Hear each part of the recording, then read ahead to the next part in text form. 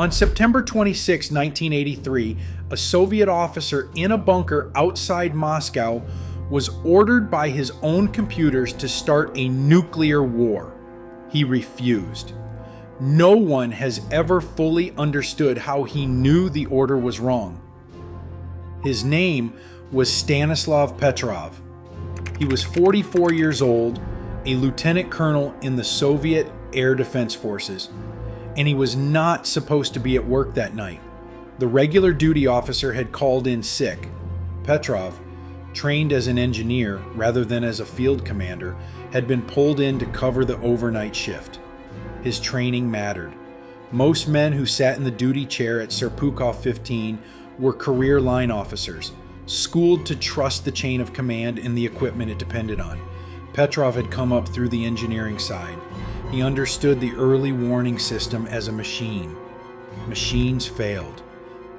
The facility itself was a classified complex hidden in the forest southeast of Moscow. It housed the nerve center of the Soviet Union's satellite-based nuclear early warning network. Under Soviet doctrine, its alarms gave the Kremlin roughly 25 minutes to decide whether an American attack was real, and if it was, to order a counterstrike before incoming warheads could destroy the Soviet retaliatory force on the ground. 25 minutes to end the world, or to survive it. Petrov took his seat shortly after midnight. For 40 minutes, nothing happened. Then the alarm sounded. To understand why the next several minutes mattered, the state of the world in September 1983 must be set down clearly. The Cold War had entered its most dangerous stretch since the Cuban Missile Crisis. Ronald Reagan had publicly described the Soviet Union as an evil empire earlier that year. In March, he had announced the Strategic Defense Initiative, a proposed space-based missile shield that Soviet analysts read as preparation for a disarming first strike. An America that could block retaliation was an America preparing to throw the first punch. In the Kremlin, that fear had a believer at the very top. Yuri Andropov, former chairman of the KGB, had come to power convinced that a surprise American attack was not merely possible, but likely. Under his direction, Soviet intelligence stations around the world were running a standing operation dedicated to detecting the earliest signs of a Western nuclear strike. Its name was Ryan. 3 weeks before Petrov's shift, on September 1st, a Soviet interceptor had shot down Korean Airlines Flight 007 after it strayed into Soviet airspace. 269 civilians were killed. An American congressman was among the dead. The Soviet government refused to apologize. Across Western Europe, NATO was preparing to conduct Able Archer, a vast command simulation rehearsing the final stages of nuclear escalation. The men at the top of the Kremlin genuinely believed a real American attack might be disguised as a training drill. This was the world Petrov inherited when he sat down at his console. The country was jumpy. The leadership was paranoid. The system around him had been built in that mood. At 12:40 Moscow time, Serpukhov 15's computers flagged a single launch. One American intercontinental ballistic missile was climbing out of a silo in Montana on a ballistic arc toward Soviet territory. The alarm registered at the system's highest level of confidence. Red letters on the main screen spelled a single word: launch. Sirens triggered across the room. A large electronic map of North America lit up with an ascending trajectory. Other officers turned toward Petrov. The decision was his. Protocol was unambiguous. The duty officer was required to report the detection up the chain of command within minutes.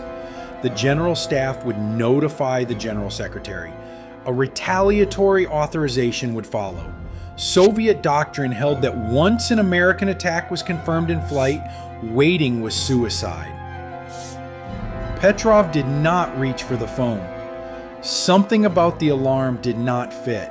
A real American first strike, as he had been trained to imagine it, would involve hundreds of warheads at once, not one.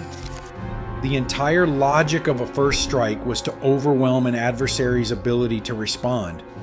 Launching a single missile made no strategic sense.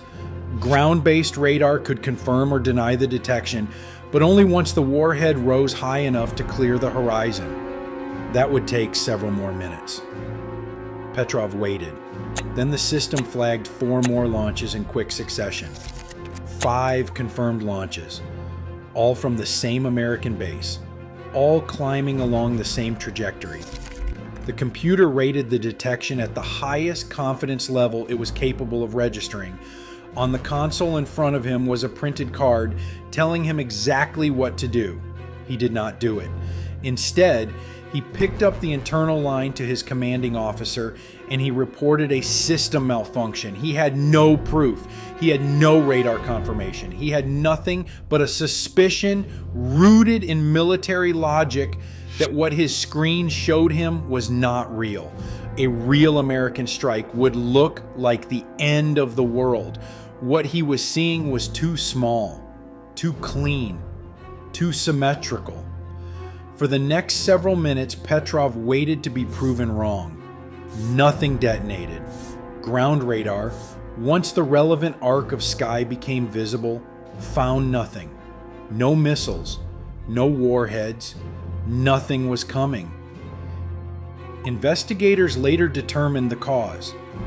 The Soviet satellite network known as OKO had been watching the American missile fields from high elliptical orbit. At the precise moment of Petrov's shift, sunlight struck a bank of high-altitude clouds at a rare angle. The reflected infrared signature resembled, to the satellite sensors, the heat bloom of a rocket engine leaving a silo. The cross-verification logic designed to catch exactly this kind of error, in this case, amplified it instead. No one in the Soviet high command had been told because Petrov had not told them. The warning had never reached the Kremlin. Andropov had not been woken. The machinery of nuclear response had stayed still. It stayed still because one officer refused to believe his instruments. Petrov was quietly questioned in the days that followed. He was not punished. He was also not thanked. To acknowledge that his decision had been correct would have required admitting that the most sensitive piece of equipment in the Soviet nuclear chain had produced a catastrophic false alarm. That admission was institutionally impossible. He was reassigned to a less sensitive post. Within a few years, he retired. The story of what he had done was classified for 15 years. Not until 1998 did his name appear in print, in a memoir published in the West by a former Soviet missile defense commander. By then, the Soviet Union he had served no longer existed. A German journalist trying to reach him by telephone for his birthday learned he had been dead for 4 months.